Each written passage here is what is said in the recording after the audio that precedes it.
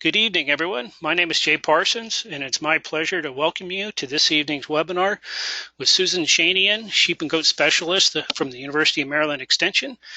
And our webinar is titled Replacement Ewe Selection and Culling of Underperforming Ewes. This webinar is brought to you by the Let's Grow Committee of the American Sheep Industry Association. We'd like to thank them for their support and encourage you to visit their website to learn more about the American sheep industry.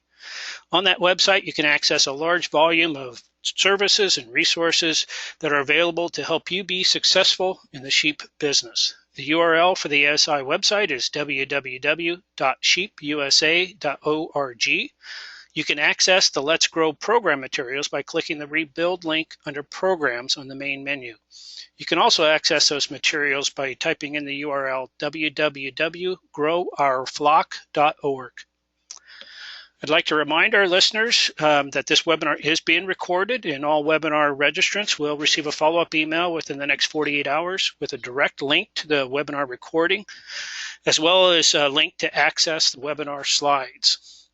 These materials are also posted, or links to these materials are also posted on the Let's Grow website, so you can access them there too later on if you forget.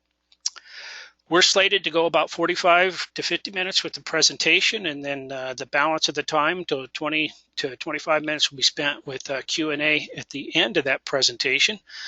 You can submit your questions at any time during the presentation by using the question box that's over on your control panel. You can also, once the Q&A session is started, there's a possibility of raising your hand and actually speaking directly with the speaker if you'd like to do that and ask your question that way. But you do need to have a microphone hooked up to your computer if you want to do that. And I'll go over that again when we get to the Q&A part of the presentation. So with that, it's my pleasure to go ahead and introduce Susan Shanian, who's a sheep and goat specialist with the University of Maryland Extension. She's been with the university since 1988 and is located in Keedysville at the Western Maryland Research and Education Center. She has a bachelor's degree in animal science from Virginia Tech and a master's degree in animal science from Montana State. She's the author of several web and social media pages pertaining to small ruminants, including the Maryland Small Ruminant page, sheepandgoat.com, and also Sheep 101, which a lot of people, I'm sure, have heard of. She also maintains a website for the American Consortium for Small Ruminant Parasite Control. And last but not least, she's a sheep producer herself as she raises sheep on her small farm in Western Maryland. So, Susan, it's great to have you on. I'll go ahead and turn the presentation over to you. Thank you. It's great to be here. Greetings, everyone from the state of Maryland. I'm pretty excited about this topic because we're going to focus on the females in our flock. We all like to brag about our rams, but I always say it's the ewes that make you money. They're the foundation of a profitable sheep enterprise, and so we're going to focus on them tonight. So I'm kind of going to cover two topics tonight that are obviously related, but not quite the same: replacement ewe selection and culling underperforming ewes. So selection, we're choosing the females that get to be the moms of the next generation, and then of course culling, we're choosing the females that we want to remove from the flock and no longer produce lambs from. I'm going to start out talking about selecting replacement ewes and talk a little bit about some selection basics before we specifically talk about the ewes. Anytime we're selecting livestock, we need to determine the goals of our enterprise. We're all going to have different goals. Some will be similar, but some will be quite different based on our resources, our management style, and our markets. What one producer may emphasize in his or her selection program could be very different from someone else, depending on what geographic location they have, what type of products they're producing, etc. And what you want to do is you want to identify the strengths and weaknesses in your flock and identify the areas that you want to improve without compromising the other traits. And then we're going to select the females that meet that criteria. There's different strategies for selection. We can select for a single trait. That's the quickest way to make progress in a specific trait. The problem is single trait selection can have unintended, often negative consequences, because sometimes when you select for one trait, you get either a similar change or even an opposite change of another trait that's closely related. So generally speaking, we don't recommend selecting for one trait at a time. Usually we recommend selecting for multiple traits. And that's important because many traits affect the profitability of a sheep enterprise, not just one, not just two. So this is the most common method of selection. At the same time, we got to be careful that we don't select for too many traits at one time, and then we won't really make any progress in anything. So we don't want to select for just one trait. We don't want to select for too many, but we do want to select for multiple traits. Pick up any textbook on animal selection, and you'll run into these three selection methods being discussed. The first one is what we call tandem selection, where we select for a trait until we achieve a certain level of performance, and then we move on to another trait. Perfect example of this might be, you really, in some climates in the United States, you're not going to get very far until you get a handle on parasites. So your first goal might be to establish some parasite resistance in your flock, and then move on to, say, growth or reproduction. It doesn't mean selection for parasite resistance is necessarily antagonistic, but at the same time, you're going to put your primary selection on that, then move on to the next trait. Another very popular method is independent culling levels. And with this strategy or this method, we kind of set minimum standards for multiple traits in our selection program. And we want the animals to meet all of those traits. So we're not necessarily selecting the fastest growing animal or the ones that are the most parasite resistant, but ones that meet the minimum standards. So an example of this, and I think a lot of us may indeed do this, is we're going to select, I'm going to select replacement ewes that were at least born and raised as a twin. They have weaning weight ratios above 100%, and they did not require deworming. For someone that's accelerated lambing or lambing out of season, one of those minimum standards may be breeding out of season or being born in the fall. The other selection method is using selection indexes. And this is where we weight traits according to their economic importance, according to how important they are in our flock. And sometimes that index needs to change. A perfect example is the traditional index in sheep was to take the weaning weights or the litter weight of the ewe that she produced, the pounds of lamb she produced, and then add it to 3 times the weight of her fleece. Well, those price relationships have somewhat changed over the years. So you need to change as economics or situations change. But an example of an index is certainly the pounds of lamb weaned, because that's a composite trait. It is multiple traits because it factors in fertility, it factors in prolificacy, it factors in her mothering ability, and it factors in her milk production. If we use NSIP, the National Sheep Improvement Program, we use estimated breeding values. There are a number of indexes that have been developed using that data. Okay, if we're going to talk about selecting replacement females or even adding females to expand our flock, the first decision we make is, well, do I buy them? Do I raise them? There's pros and cons to each of those. Buying them in some ways is easier because it allows you to breed all your other ewes to a terminal sire and to sell all those lambs as market lambs. You have the opportunity to produce superior market lambs. You don't have to worry about inbreeding. You can feed them all the same. You only need to maintain one breed or one type of sire. You can purchase replacements from farms that specialize in the production of replacement females. Maybe they do it better than you. Sometimes you can buy mature ewes that are still sound. You can buy those. And it might be cheaper to buy your replacements than to raise them, and that's going to depend. The biggest advantage to raising your own replacement females is biosecurity. You can maintain a closed or at least a mostly closed flock. So maybe you only bring in the males, but you don't bring in any females. So you greatly reduce your disease risk. That's a huge advantage in these times. You can breed for the traits that are important to you. You can raise or develop those young females the way you want to. It might be cheaper to raise them than to purchase them. I think those economics are going to vary. So I've kind of listed that as an advantage for both. So it's going to vary, whether it's cheaper or more expensive, those two options. If you're buying replacement females, the biggest, most important consideration is health. Biosecurity is so very important on a sheep farm. Most diseases walk onto the farm in an animal. Things like abortions, CL, Johne's disease, foot rot's probably the biggest one, pink eye, scrapie, sore mouth. All of those walk onto your farm. There's other diseases like parasites and enterotoxemia that are going to exist no matter where sheep are, but an awful lot of other diseases walk onto the farm. The other thing you can get when you purchase animals is resistant worms. We know that the worms have developed varying degrees of resistance to all of our dewormers, and you might be doing a really good job and not have high levels of resistance, and then you go out and buy a set of females and they bring in resistant worms. So that's another risk when we bring in new animals. As I mentioned before, sometimes older ewes are available, either as a replacement or as expansion. And there's a lot of things you need to think about here. In terms of yearling ewes, I think a lot of people would love to buy yearling ewes if they could.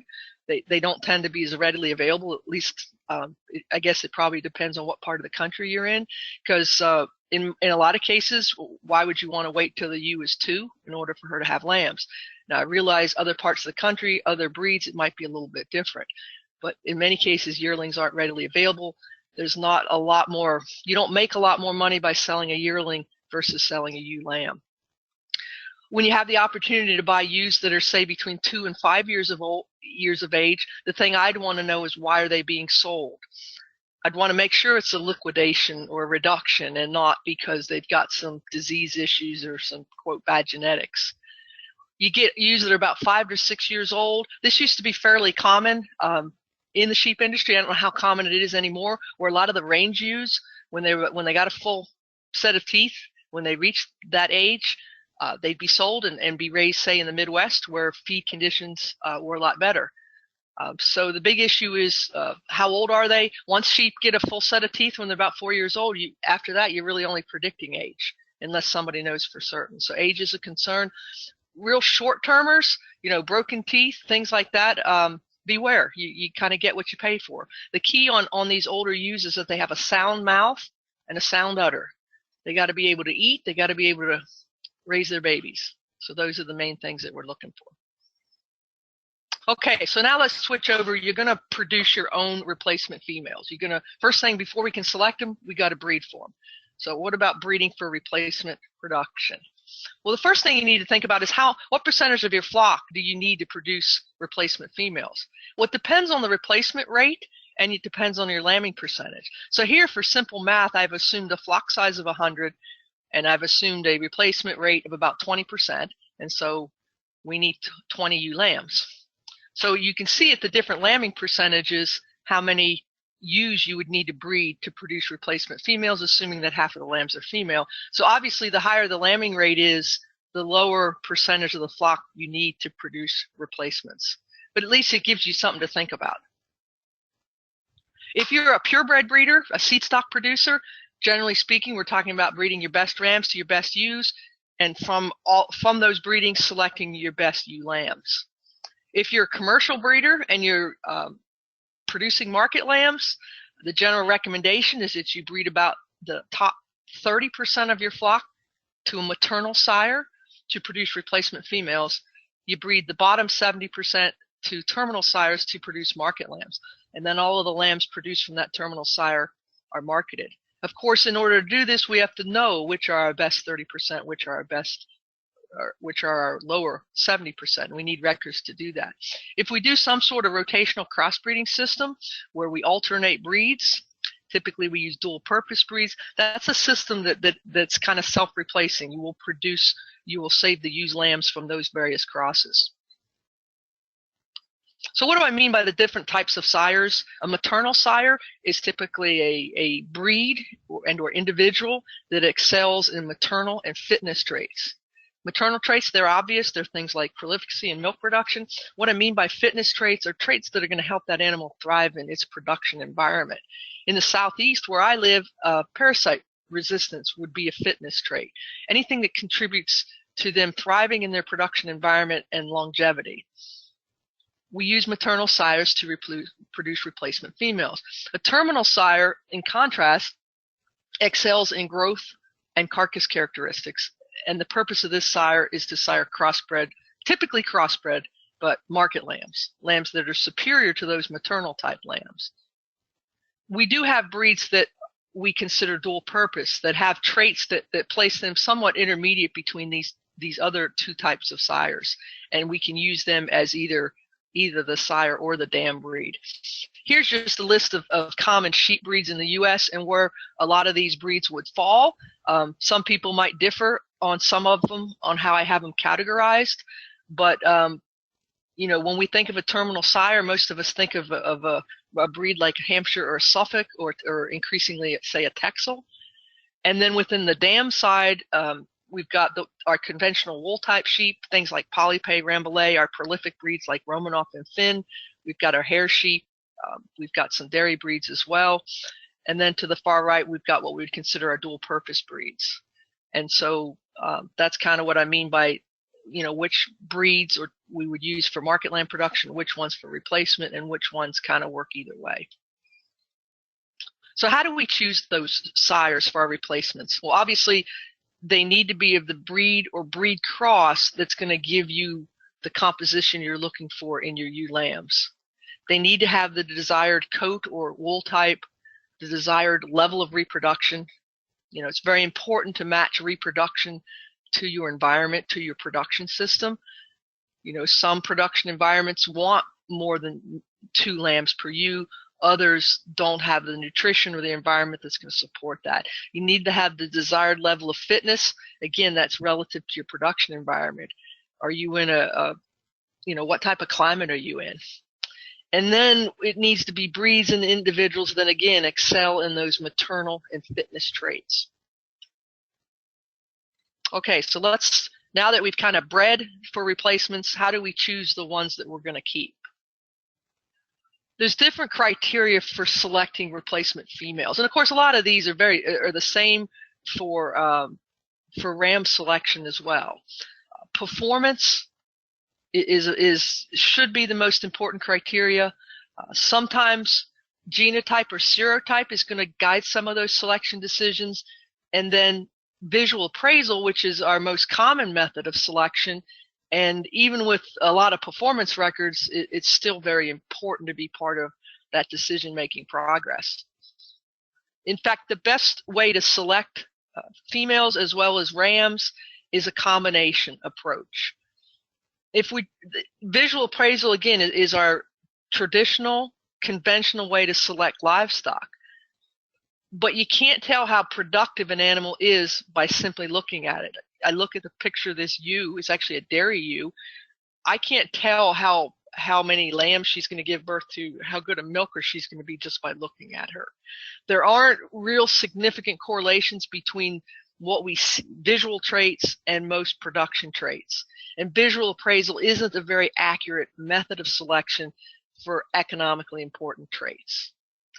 By the same token, we still need to look at these animals. Performance records don't identify animals that have structural problems or soundness issues. And some visual traits are important because they do affect an animal's longevity, the ability to thrive in its environment, and even going a little further, its acceptance or suitability for the marketplace. So what I'm saying is both of them are important. But performance is the direction the industry is gradually moving in, and I think most people realize to be a profitable producer that performance evaluation is key. We need to select on females on the basis of performance records. I've got a continuum here of different ways to select on performance. The first and most common is simply selecting on the individual's performance, the individual's own records. Pedigree expands it to look at the animals, specifically their parents, but other relatives. Progeny testing would be to look at the individual's offspring. This is not really applicable so much for ewe lambs, but is used to evaluate males. There's a lot of progeny testing done in Australia and New Zealand in sheep. And then, of course, breeding values, which are mathematical predictions of an animal's genetic merit. So as we move to the right, we're just increasing the amount of data that we're using to predict performance. So visual appraisal isn't on the list, but we're really not using any data. So individual, we're starting to use data, and as we move to the right, we're using more data. and we're increasing the accuracy of selection. And one of the goals of selection, besides, choosing the animals that you want, but is to increase your accuracy of selection, to increase the probability that you think you're selecting a productive female, is to increase the probability that she indeed turns into be a productive female. So in terms of individual animal performance, there's a whole bunch of data or traits that might be important to you, again, based on your goals. The season or date of birth can be important. If it's a fall lambing program, selecting a ewe lamb born in the fall is important. Date of birth, selecting ewe lambs that were born in the first heat cycle. Obviously, we've always understood the importance of birth type, trying to select the multiple births as a way of increasing our lambing percentage. Weaning weights and ratios, and it's important to adjust those weights for environmental factors, meaning first we correct that weight for a common age, we correct it for type of birth and rearing, we correct it for the age of the dam. If we're comparing multiple sexes, we would obviously correct it for the age. Post-weaning weights and or ratios, most commonly 60 days after that weaning weight, or it can also be yearling weights that we're looking at. If parasites are a challenge in your production environment, that can be included in the selection program. Fecal egg counts, they can be done weaning and post-weaning. FAMACHA scores, and just basically the need for deworming an animal. If you're a wool producer, obviously some of those wool traits are important. Fleece weights, staple length, yield, things like that. If you produce a terminal sire or a dual purpose breed, carcass traits are important. Fat depth, loin depth. So there's just any number of traits. If we can measure it, we can record it, and we can select for it. Now, of course, in order to collect this data, we need to individually identify animals. We need to have a set of scales. We need to record that data. But this is the kind of things we should be looking at. If we expand that to pedigree selection, and this gets harder to do without a program such as NSIP or some sort of program that helps us manage that data, what we're looking at is what do the relatives of this lamb, how have they performed? If you just select on birth type and don't consider the production history of the dam, you might be missing the boat.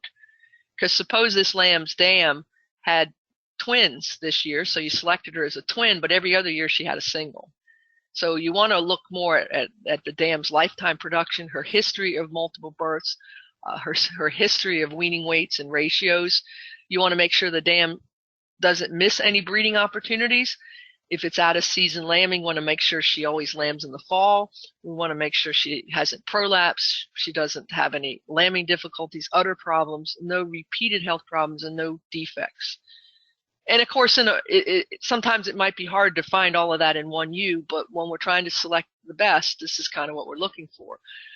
We'd like to expand that selection to even consider the productivity of sisters, aunts, grandmothers, the performance of that sire's progeny, even the scrotal circumference of the sire. Years ago when I was in graduate school, I remember my project involved improving reproductive rate in sheep. And in my literature review, and I think most people know this now, there's a correlation between scrotal circumference and the ovulation rate of daughters. So they were looking for indirect traits to improve reproductive rate, because it's kind of hard to measure ovulation rate in a sheep. You have to do a laparoscopy. So by selecting for scrotal size and saving those daughters, that was an indirect method to improve reproductive rate. So if we can expand that selection criteria beyond the animal's individual records, but into its pedigree. And like I said, it gets harder because we don't have an easy way sometimes to manage that data.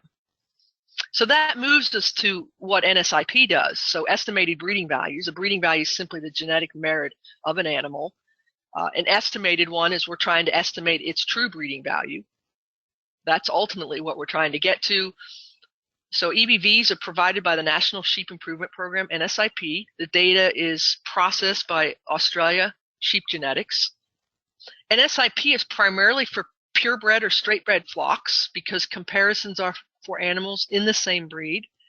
Non-NSIP flocks and commercial producers can benefit primarily from purchasing rams that have EBVs for the traits that are important to them. But NSIP data can also be used for in-flock selection in much the same way you might use your own data such as adjusted weaning weights and litter weights. You can also use NSIP data to make decisions within your own flock. So NSIP on one hand is for purebred producers, but on the other hand it can be used for other producers to make those in-flock selection decisions. Just briefly, I don't intend for this to be a how-to on EBVs because I know there's been other webinars, but basically what an EBV is, you can see this example. We have a trait and an age category. Because it's Australia, it's always in kilograms. The estimated breeding value is that 3.0, and that simply means that this animal is going to be 3 pounds heavier than the average for his breed or her breed. In the case of because it's kilograms, we've multiplied that by 2.2.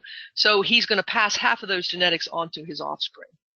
And the 94% is the accuracy. That's the confidence that we have in that value. So the higher that number is, better.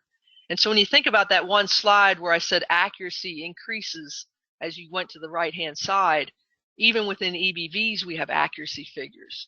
So you can imagine when we're at simply looking at individual records, we're not very accurate.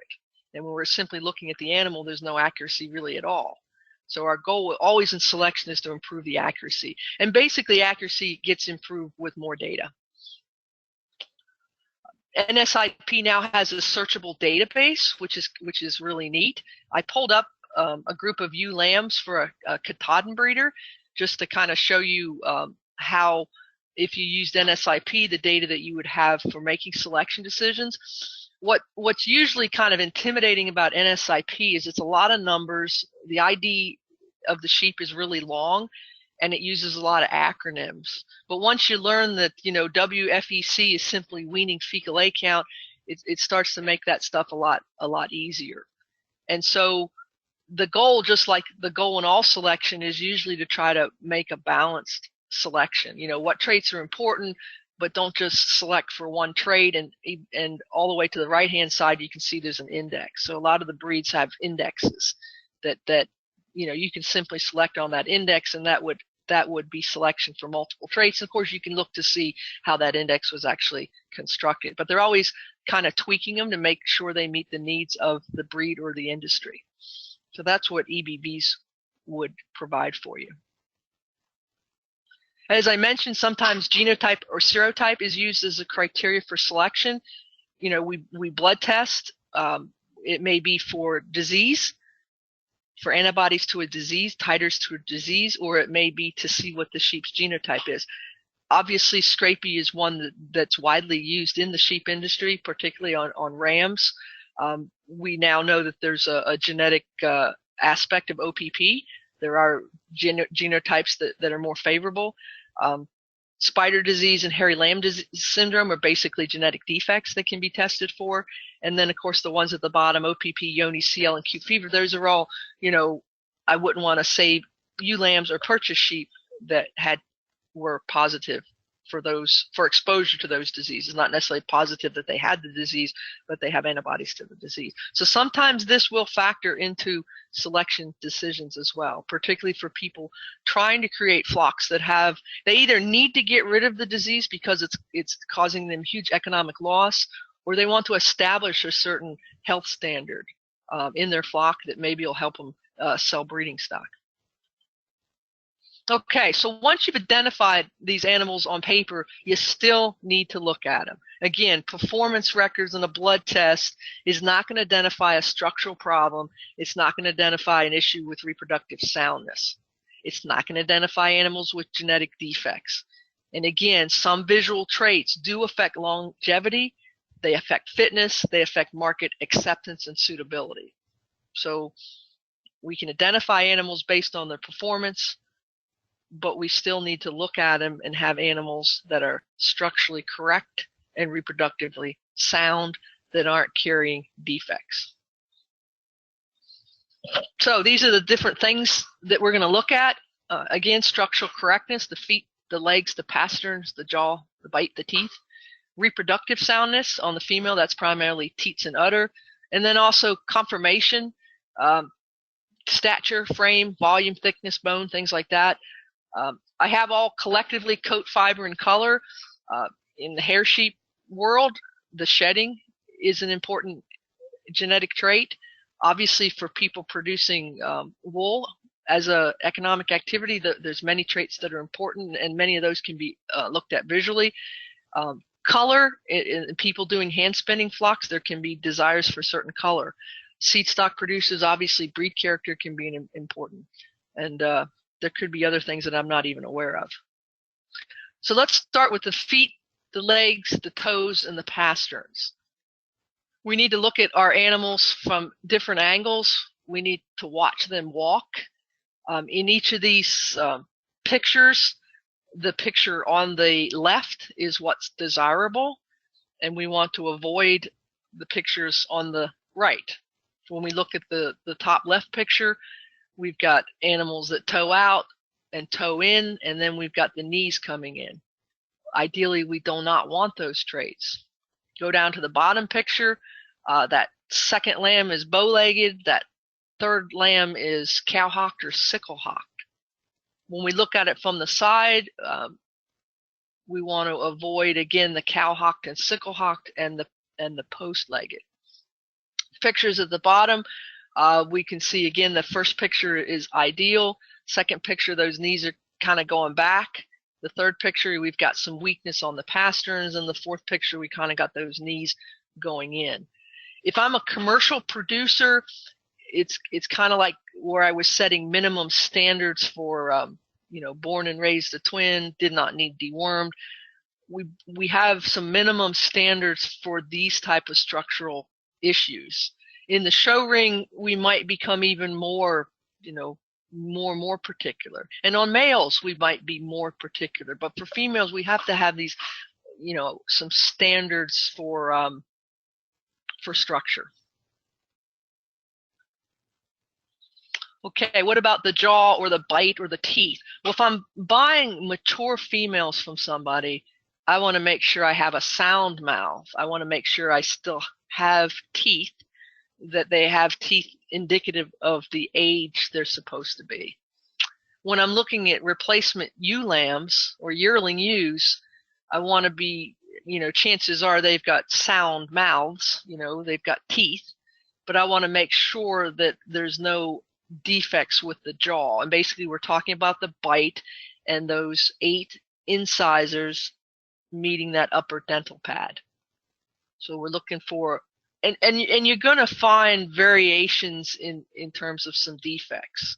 A slight defect might be 1 to 3 millimeters.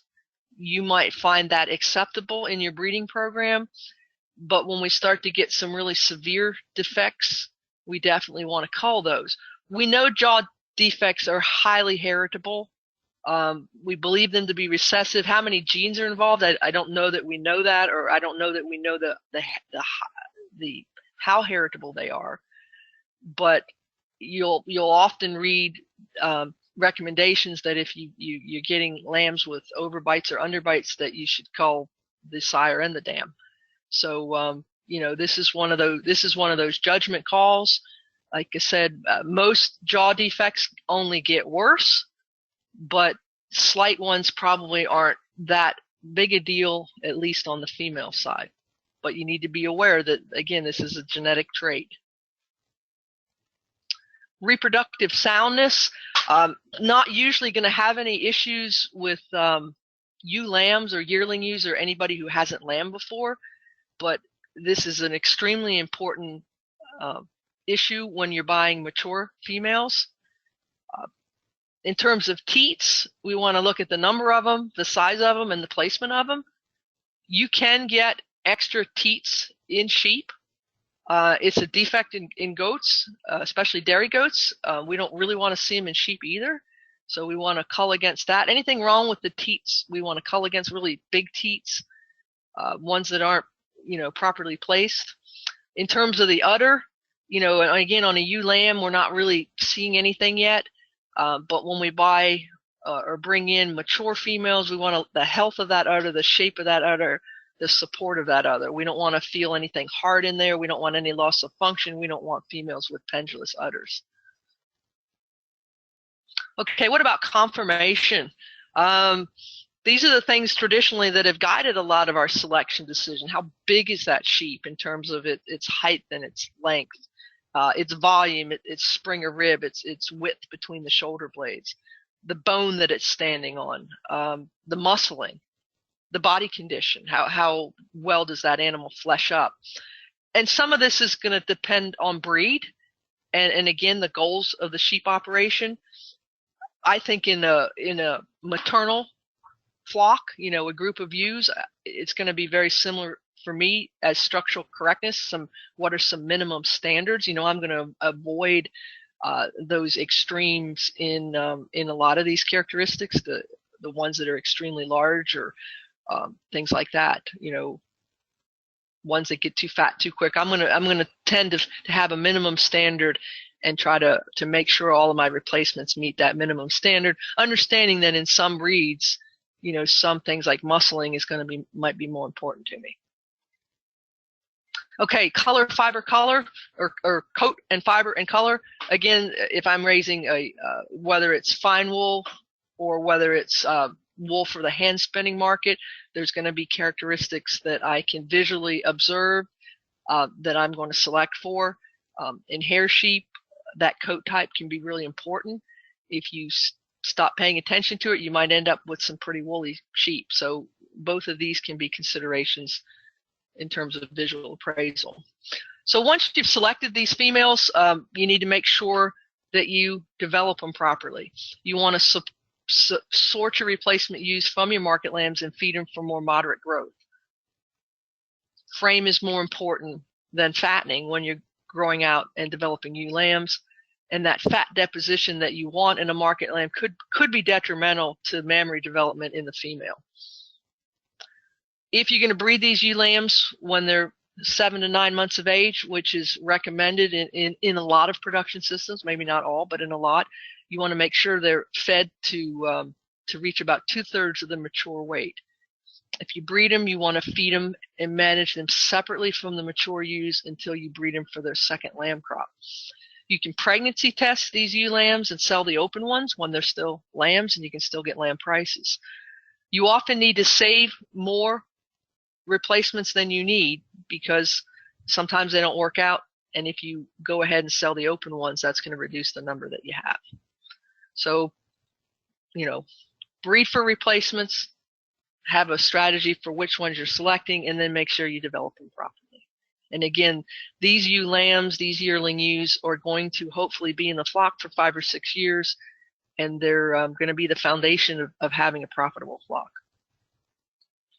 Okay, now we're going to change, and we're going to talk about culling, so the opposite. Instead of selecting the best, we're going to get rid of the worst, culling the underperforming ewes.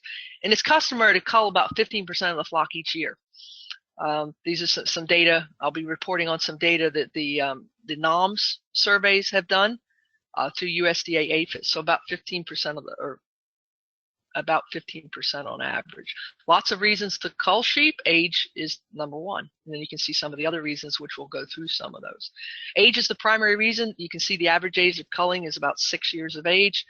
Very customary to cull ewes at 5 to 6, especially in the range flocks where they can't receive individual tension.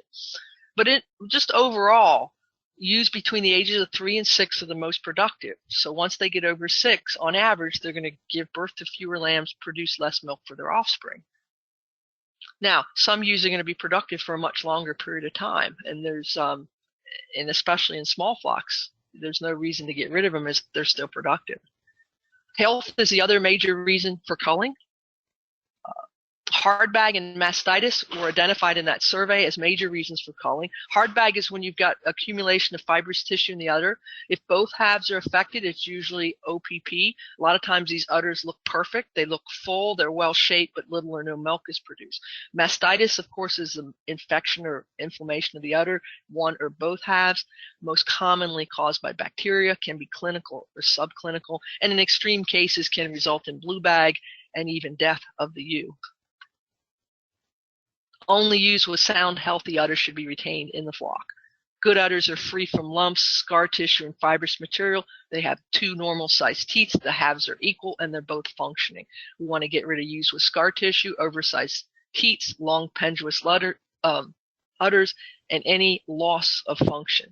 No saving of ewes with just one side. People do it. We all fall into that trap.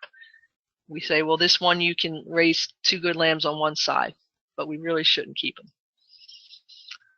Should you cull ewes that experience prolapses? Of course, prolapse is just when something falls out of where it's supposed to be. There are many causes. They're multifactorial. There's 3 kinds: rectal, vaginal, and uterine. You should probably cull rectal. We know there's a genetic component to that. It's about 10 to 15%. You should probably cull vaginal. Again, we know there's a genetic component to that. Not only that, but she's probably more likely to prolapse a second year. Uterine, I've got a question mark there because we don't believe there to be a genetic component. But sometimes when you're looking for reasons to cull, this is certainly one of them, because that ewe obviously took a lot of effort, maybe expense, to get her through lambing. Culling is the most powerful tool for dealing with foot rot. Foot rot walks onto the farm, make it walk off. Cull ewes that are chronically infected with foot rot, those that fail to respond to treatment, those who have excessive or abnormal hoof growth. If you really want to develop an easy care flock, you'd cull any animal that requires hoof trimming at all. Now, that's going to be very dependent on your climate, your environment, your production system, but it can be done. In some environments, internal parasites are one of the major obstacles to profitable production. Should cull ewes that require frequent or regular deworming. If you want to develop an easy care flock, you may cull ewes that require any deworming. And if you want to improve parasite resistance in your flock, you can actually do fecal A counts and cull the ewes with the highest A counts. And that was the subject of the last webinar, is how you can select for parasite resistance. There may be some other health issues which necessitate culling. A lot of times, just, you look at the ewe in this picture. Why does she look that way? I don't know. That weight loss is unidentified. She can't maintain her body condition. A lot of times, some of the other things answer some of the later things. If she has teeth problems, well, that's maybe why she can't maintain her body condition. She's got some sort of predisposition to a disease or genetics. But you want to get rid of these animals that just can't maintain health and can't maintain body condition. What are some more reasons for culling? Well, she's a poor mom. Cull ewes that reject one or more of their lambs. I'm not sure we always know exactly why that happens. I'm not sure if it's genetic, but if it's a problem, it's a potential reason for culling. Cull ewes that give birth to poor, weak, stupid lambs, lambs that are slow to get up and suck. Get rid of them. Should you cull ewes that require assistance at lambing? Well, dystocia or difficult birth is many factors, many factors. Is genetics one of them? We certainly are some breed differences, certainly some sire breed differences, certainly affected by birth weight, gender of lamb, age of ewe, certainly affected by nutrition. It's also affected by us. Some people want to deliver every lamb practically that they see happening. They believe the genetics is fairly low. The estimates are between 1 and 18%. Of course, that ring womb, when the cervix doesn't dilate, they believe that there's some heritable component to that. And it gets back to what you want your flock to do. If you want an easy care sheep, you're going to cull for some of these problems.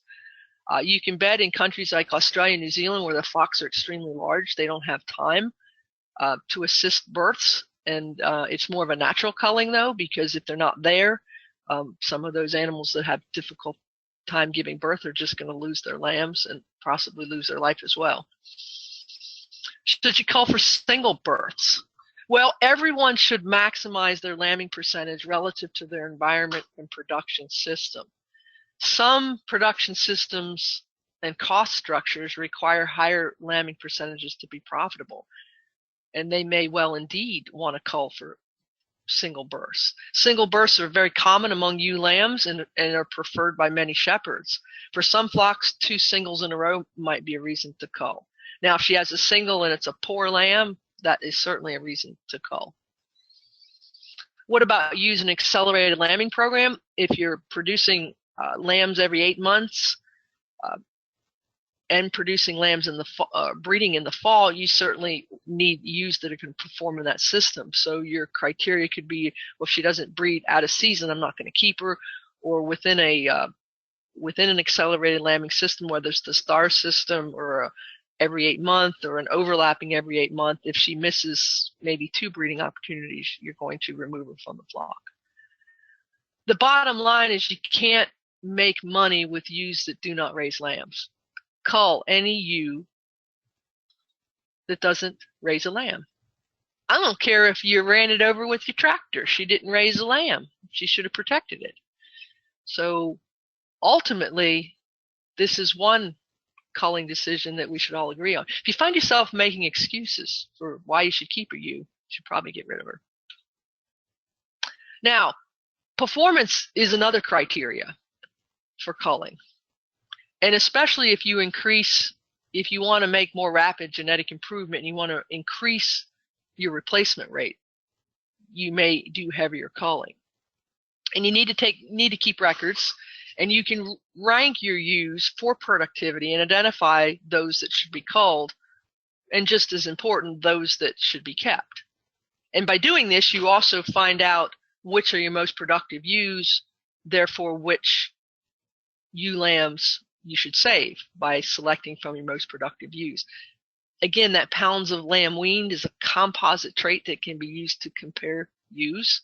We need to make sure when we look at that pounds of lamb weaned, which is a litter weight, that we adjust it for the sex of the lambs and the age of the dam.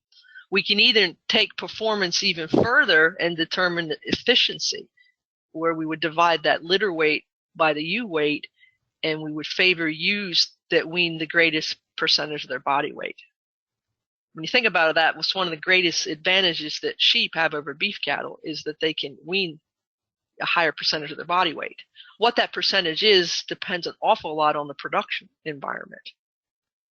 Okay, so here's just an example of 5 ewes with the data that you have on those ewes. So you've got how old she is and the number of lambs born and weaned, her adjusted weaning weight, convert them to ratios, because ratios always make them easier to compare. And then we have a weight on those ewes, and we can get an efficiency figure. So we can use this data to cull the lower end of the flock and potentially increase our rate of genetic improvement by increasing that replacement rate and replacing that bottom end of the flock with those young ewes that should be genetically superior. In fact, one thing that's always important to remember, if you don't think your ewe lamb or your replacement ewes are the best sheep on your farm, then you're not doing something right. Because the whole idea is to select females that are better than the previous generation. To be making genetic progress, those ewe lambs have to be the best. To identify cull ewes, we need to identify the sheep, and we need to keep records. That's going to make it easier to identify those. So ideally, all the ewes in the flock are individually identified with ear tags or whatever method. On very large flocks, there are other ways to do it. You can ear tag or ear notch when you identify an animal for culling. You know, that ewe loses her lambs and you just ear notch her. A ewe needs dewormed, I ear notch her. You know, if there's something that identifies her as a cull, I either put an ear tag in or an ear notch. And so for a larger flock, I'm able to identify those cull ewes. It's not as ideal as identifying everybody, but it's certainly a way to make it work in a larger flock. Culling underperforming ewes is one of the fact sheets from the best management practices to increase your lamb crop. I would really encourage you to read some of these fact sheets. A lot of these topics I tried to touch upon in tonight's presentation. And with that, I will close here, and once again thank the Let's Grow Committee of the American Sheep Industry Association for sponsoring not only this webinar, but all the many webinars that have been held on the very diverse topics. And I also want to take this opportunity to thank Jay Parsons, because he's done a great job with these webinars, and just appreciate the sheep industry should appreciate all this good information that's being made available to them. And I'll be happy to answer any questions now. Yeah. Thank you, Susan. You didn't have to say that last part, but that was a great presentation. A lot of really good information in there. So we'll now open it up to questions. I have a few that came in while Susan was speaking. If you have questions, of course, two ways you can ask them. One of them is to type them into the question box on your control panel, and I'll go through and moderate those as we go.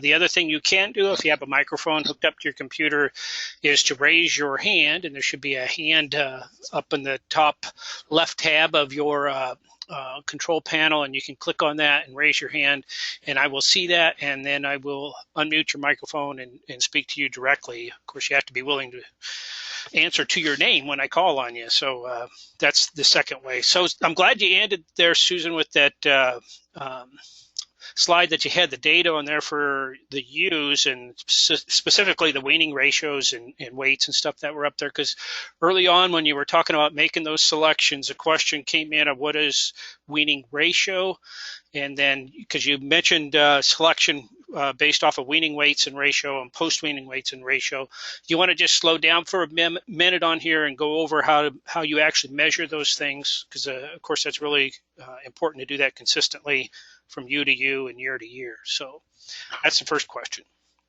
Okay. I actually, when I first started putting this presentation together, I wanted to show exactly how you do that, and then I didn't think I could cover everything in 45 or 50 minutes. So when we weigh our lambs at weaning, and weaning, it can be a range of birth dates. We don't all wean them or weigh them on their 60-day birthday. So you weigh all your lambs, and you have their actual weights, but in order to compare them, we have to adjust them, because we know that single lambs grow faster than triplets or twins, and we know that a 4-year-old ewe is a better mom than a 2-year-old ewe. And so we use these adjustment factors that are public and published. There are generic ones for all breeds, and then they're gradually developing some very specific ones using NSIP data for different breeds. For example, Katahdin has its own adjustment factors. So that weaning weight would be corrected to an average age. Typically, weaning weights are 69 to 120 days, and then the post-weaning is usually 60 days after. So say we use an age of 60 days, so they'll adjust that weight. Well, what would that lamb weigh if it was 60 days old? And then we'll use the adjustment factor to calculate an adjusted weaning weight. And, people will look at them and say, wow, that's not real. The lamb weighs 60 pounds and its adjusted weaning weight is 90. Well, you got to keep in mind we're looking for the genetic differences. And so one of the ways that helps us compare that data a little easier or a little more palatable is we convert them to ratios. So we take all those weights of that contemporary group of lambs, and we get an average. So say the average is 80 pounds, and the lamb's adjusted weight was 90, so it'd be 90 over 80 to get that percentage, which let's say it's 115%. So that lamb is 15% above the average. I mentioned a contemporary group. Whenever we're comparing lambs, we need to make sure they're in the same contemporary group. And that's simply a group of lambs that has a similar birth date. They're not going to be born 3 months apart. I can't remember exactly what it is for NSIP, but they have a similar birth date, and then they're raised in the same management group. So they're housed the same, they're fed the same. And so their environment is equal, and that means the differences we see are due to genetics. And so, like I said, the ratios simply allow us a little more palatable way to compare. I hope that answers the question. Yeah, fantastic. And a couple of questions came in regarding record keeping and keeping track of all this stuff.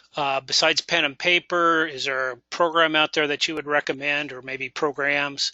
And then also related to that is the idea of having the actual animals identified, ear tags and things like that in terms of retention that you'd recommend for record keeping. Yeah, I wanted to cover all of those things. It's just, again, there's only 45 minutes. There's a lot of ways to keep records, and it's actually a kind of a passion of mine. I still take out that little pocket record keeping book that Shepherd magazine gives you for free, and I record my lambing data in there. But it's 2017. I shouldn't be able to do it all in an app. And then I put my data in a spreadsheet, and so again, shouldn't I be able to put that in a nice little software package? And I think there are a lot of different software programs out there, but they're not. It's impossible for me to know what all of them does. But one of the limitations I've often seen in them is they're great for putting that raw data in, but they don't do those adjusted weights. And we need to be, if we don't adjust these weights, we will favor singles from older ewes, which will probably be counterproductive to making genetic progress. We make the similar adjustments as shown in this slide for litter weights. If we don't make the adjustments, we will favor the older ewes. So, and that's one of the shortcomings I've seen in software packages. There is at least one called, and I don't know about all of them, but that's what I would look for or ask for if I'm using a software program. So increasingly the world's moving to apps, and there's a few of them out there, and I'm actually working with one now that I'm trying to get him to do this type of data manipulation, but I haven't found one yet. There's some nifty ones simply for putting the data in, but again, none of it manipulates them. And then of course NSIP itself is they're the ones that do manipulate the data, but I've been told that that's not the friendliest software in the world, and I think that's hopefully going to improve. In terms of ID, people have different preferences for ID in terms of the type of tags that they use and what sizes of them, types of them, in terms of retention, and a lot of the retention depends a lot on our production environment. The other thing we're gradually moving towards is electronic ID, and that's going to facilitate. If we use electronic ID and can record that in a mobile device, we're not yet there. I mean, we are and we aren't. I mean, it's possible, but it's not that good yet. But we're going to move in that direction. It's going to make all of this stuff a lot easier. There's different options for that. Allflex has tags for electronic ID. It's a button tag. I personally always had pretty good retention with button tags. Shearwell, a company out of the UK, uses a loop tag that they recommend you put on the top of the ear. A very inexpensive electronic ID tag. I think it's only about $1. They claim to have really good retention on that, but I don't know that we have anything that says definitely. Some of those electronic tags are also approved Scrapey ID, which is kind of neat. So there's a lot of choices out there right now, and I don't know if there's a definitive one. The app that I work with is called Livestock with a D, and I'm really hoping to get that working with that developer, hoping to get it in where it could do the very things we're talking about. It's not there yet. It's also calculating EBVs as well, so I'm hopeful in the future a program like that would work. And there may be some people in the audience that have some software experiences with software out there that they might recommend. Flockfiler does do adjusted weaning weights. I do know that.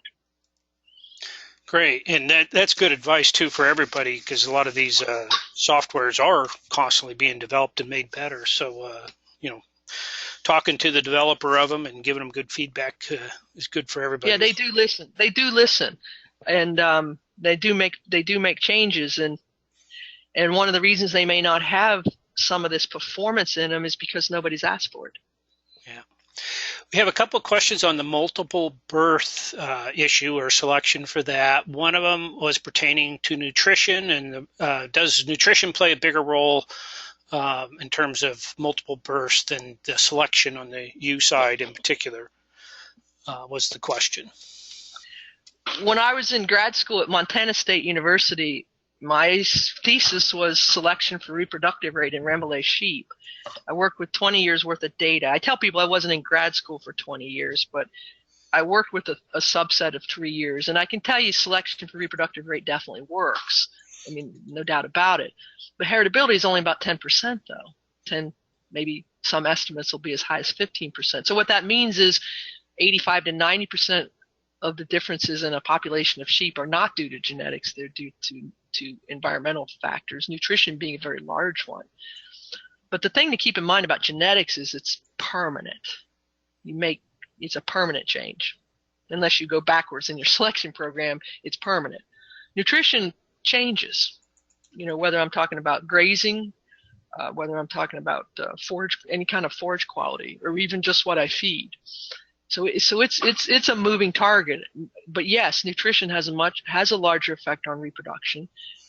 Most people are familiar with the term flushing. The whole purpose of flushing is to increase the nutrient intake of the ewe prior to and to the early part of the breeding season.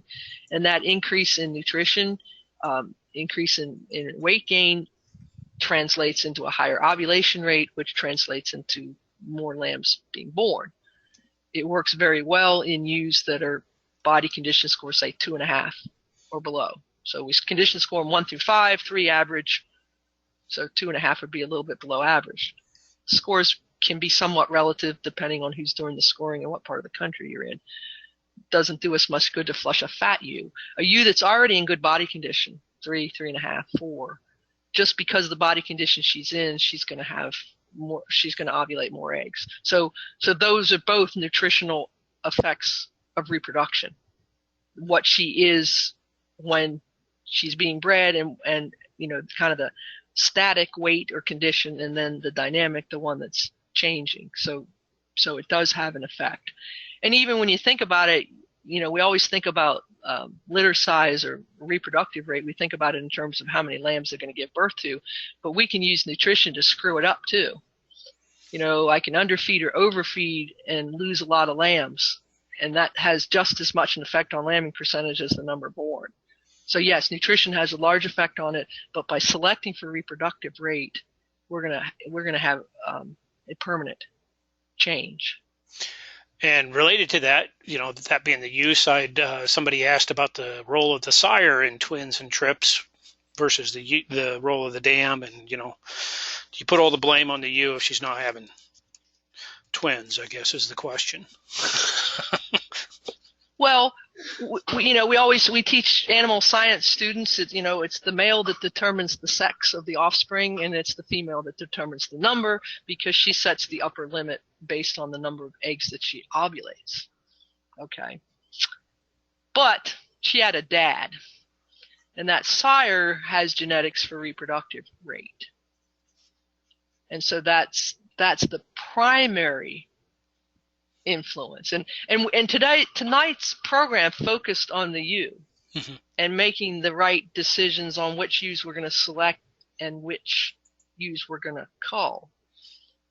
In reality, at least from a selection standpoint, we're going to make a greater impact on the male side. The challenge is that's hard to do without EBVs. It's hard for us to find or identify that male that sires those superior females. If you remember that, I'm going to go back, see if I can get back to that NSIP data. We can select for reproductive rate in the male, but the only easy way to do it is with a program like NSIP. Just, I guess you can't see it totally here, or my screen's covering it up a little bit, is if you go over to the end where it has NLB and NLR, I think, number of lambs born, number of lambs weaned, I guess it is. If these were a group of rams, you could select on that data to increase reproductive rate.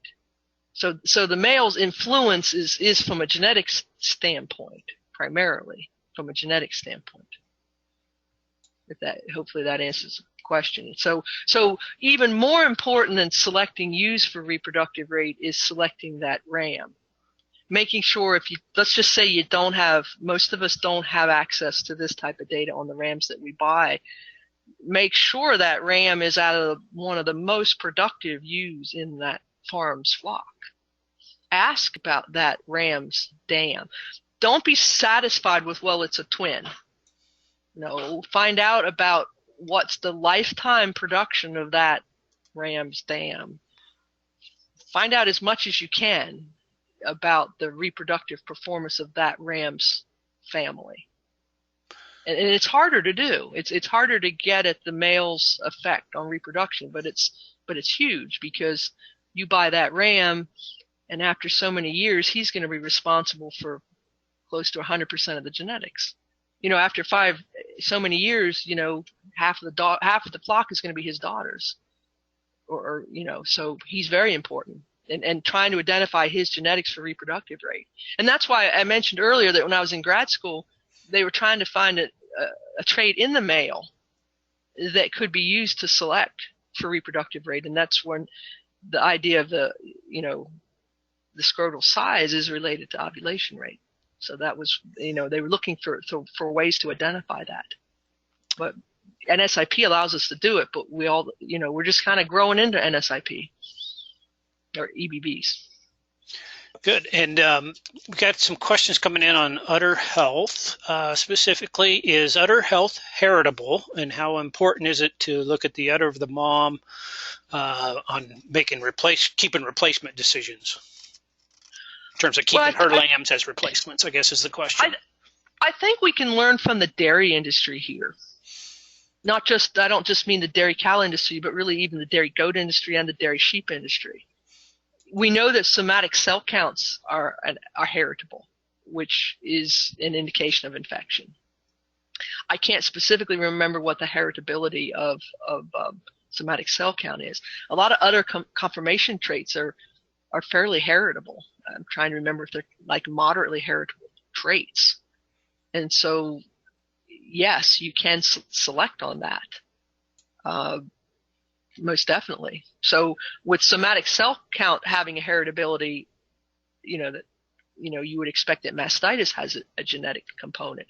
And some of that might be one of the tough things is really heavy milk producers in what I'm going to call an intensive production systems are more prone to mastitis, sadly. It's just a sad fact that they're more prone to mastitis, so we have to be really careful. But if you have ewes that have, if you have a ewe that has kind of a low-hanging udder, that there is certainly a genetic component to that. So udder conformation certainly can be something to look at for selection. A lot of people are primarily going to get to the udder traits more through the weaning weights. One of the neat traits in NSIP is the third one, which is a maternal weaning weight. So it's trying to tease out the dam's effect on weaning weight, which is primarily a milk component. So so you can look at conformation type traits, but you can also look at it from the weaning weight and the milk production standpoint. But always any problems you should see, you should always, again, get rid of them. Teat problems, udder health problems. Okay, we got a question on eyes. We had one triplet lamb born blind with cloudy eyes this year. Never seen it before. Veterinarian was vague about it. Certainly going to cull the lamb, but is this a common genetic problem, and should they be culling the ewe also? Well, if it was entropion, which is the inverted eyelid, that's certainly a genetic trait that's I think found in most breeds. If it's not the inverted eyelid and just some kind of fluke thing, it's probably just that, probably a fluke. I mean, all of us, if we raise sheep long enough, we're gonna get weird stuff or isolated stuff. I had my first hermaphrodite born this year. But if it's an isolated case, and like I said, if it's not entropy and if it's not an inverted eyelid, I'm not certain there'd be a genetic component to it. Okay. Talking about EBVs, can you comment on EBVs for wool production as to what characteristics are being tracked and for what breeds? I know you can't go into that much detail in the time we have, but any comments would be appreciated. Well, one of the breeds that's most heavily into NSIP, I think, with the most sheep is the Targhee breed, and they're certainly evaluating growth traits, reproductive traits, and fleece traits. I think they're working really hard. NSIP is working really hard to try to bring the Rambouillet breed online. Any breed can do NSIP if it can be measured. You can go on the website and see the traits that, obviously fleece diameter, staple length, and probably more. If it can be measured, they can do an EBV, and they're doing certain EBVs already. But if you're just say some other type of wool breed, I'm just trying to think of random. I'm just say Shetland. If you can get a group of breeders to work together and say, hey, we're going to submit the data. That's how NSIP works best. Is if you have genetic linkages between your flocks, between one here and one there. You share the genetics in one way or another, and you kind of have common breeding goals, and they can evaluate fleece traits just as well as growth traits, reproductive traits, and fitness traits. I don't know if they're doing it now, but at one point I know when Dave Nodder was still involved, the alpaca folks were interested in getting some data. But the key is working together and having goals, and NSIP can do it. It can do it, and collecting the data. Okay, moving from wool to hair sheep. In my hair sheep flock, we usually do not keep ewe lambs that do not shed all of their wool in the first fall. I'm wondering if even though the lamb does not fully shed in the fall, does that have any correlation to how they shed in later years? Well, I think I have hair sheep myself, and I think that we love it when they're all slick as lambs, but when not all lambs shed as a lamb, and they may fully shed as mature females. But my understanding with the way hair sheep works is you first introduce, if you're trying to turn a wool sheep into a hair sheep, they first introduce the genetics for shedding, and then you select. So it kind of gets to be, do you want the best possible hair coats, or do you want to meet a minimum standard of simply shedding?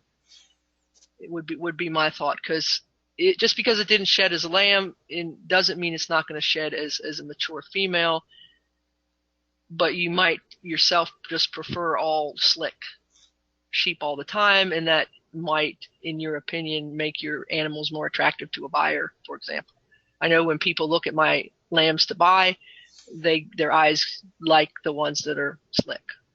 So it's kind of a, and if you don't put any emphasis on shedding in hair sheep, you may get too woolly, and you may start to pick up ones that don't shed at all. So even though on one hand it's not an economically, doesn't have any effect on the number of lambs or the number or their growth rate or their parasite resistance over time, if you don't pay, it's kind of like a structure thing. If you ignore it, it can gradually get worse. Okay, we had a couple of questions come in regarding how tough to cull on those ewe lambs. So I'm just going to combine these into one and let you comment on both of them. One question was a ewe lamb doesn't raise her lamb, so she gets pregnant as a lamb but doesn't raise it. Should you cull her? And then the other question was, if she doesn't get bred, first time around, maybe she's not mature enough her first year, how hard do you cull there? So just in general, how tough should you be on those ewe lambs when you're trying to breed them in that first time around? Some of it gets to the size of your flock. The larger your flock is, i.e. the more replacements you save, the more ewe lambs that lamb or don't lamb, culling becomes more powerful. You can get exactly what you want the more sheep you have. As our flock sizes move down, if we cull hard, we might not be left with much, if that makes sense. I mean, you can, if you have a ewe lamb that doesn't raise her lamb and all the rest of them do, yeah, she's the candidate for culling. Or if your expectation is that they breed it, if your expectation is that ewe lamb should lamb as yearlings and she doesn't, you should cull her, because the trait otherwise you're selecting a ewe that didn't meet that minimum standard. And not raising her lamb, not taking care of her lamb, you kind of got to decide how hard you're going to cull, because you had other ewes that got the job done. And then if you then also look at the whole flock, I got 100 ewes, again, for simple math. It might be the decision might be made between saving that yearling that rejected her lamb, and then looking at the bottom end of the mature ewes, and that might be where your decision is. But the more you cull, the more you get the flock you want on any trait. It's just a matter of, looking at there is an economic cost to culling at times. And again, the size of flock can influence some of those decisions. So some of us, like I wouldn't tolerate again, I raise these Katahdins, and I wouldn't tolerate a ewe that doesn't breed as a ewe lamb, unless she happened to be out of that contemporary group. She was born in June and the rest were born in March, or something like that. If there's an environmental reason, but if they're all in the same contemporary group and this one doesn't meet muster, that's the candidate for culling. Okay. And one last question, since you mentioned that about the seasonality and stuff, if somebody is transitioning to more of an accelerated lambing type of deal where they're trying to get them bred out of season, do they maintain the same type of harshness, or any advice on that as you go through? If somebody's making that transition. Well, the first thing you want to do, if you can, is start out with the genetics that are going to hopefully perform in that system, both breed and the flock that you may buy them from. But accelerated lambing is not going to work if you don't get those out of season lambs, right? It's not going to work. You need those out of season lambs. So the harder you are, the quicker you get there. And one of the neat things about accelerated lambing is you could take a ewe that, all right, she doesn't lamb in the fall, but that doesn't mean she needs to go to the sale barn. It's not like having a bad udder. She didn't fit an accelerated lambing system, but she could very well be productive for someone in an annual lambing system. So I think from that respect, you can be a little bit harder, because you could still sell that female at a better price than taking her to the sale barn. But yeah, that's a very good point. So I think we'll go ahead and end there. Once again, a great presentation, Susan, and I appreciate your answers to all the questions, as do our listeners. And just like to remind everybody that the recording will be posted, and you'll receive a follow-up email that has a link to watch that recording. Feel free to share that with others that want to watch it also. There'll also be a link in there to a PDF version of the slides that Susan used tonight, if you want to refer back to those. So with that, I just want to thank the American Sheep Industry Association and the Let's Grow Committee in particular for providing funding for these webinars. And I thank all of you for attending tonight and wish you all the best. So good night, everybody. Good night. Thank you.